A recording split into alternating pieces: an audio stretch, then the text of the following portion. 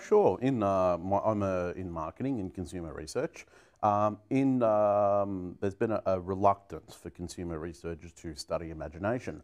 I think the hard part about that is people trying to figure out a way to do it. And a lot of the research work that has been done is mostly been interview based, and it's quite qualitative and subjective in nature.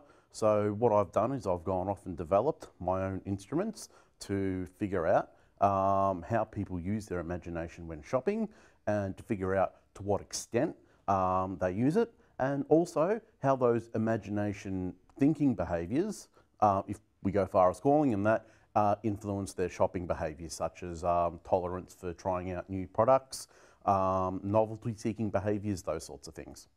There are areas that I would like to move into, such as utilising apps for consumer research purposes, which I have a project on at the moment. And I think if you look at the reproductive value of imagery at the moment, it's highly congruent with current social media usage and practices, as the reproductive value of imagery as late has gone up high. So if you have to start looking at that at a consumer cultural level, what influence does that have on people's evaluation behaviours of new to market products? There are two ways this can be done, okay?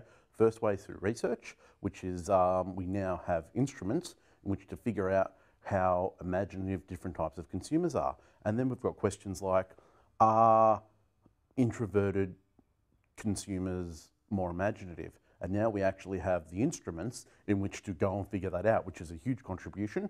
The second application is for practitioners and for marketers who wish to try and use the theory to develop marketing campaigns in order to more effectively target consumers and explain information about new to market products.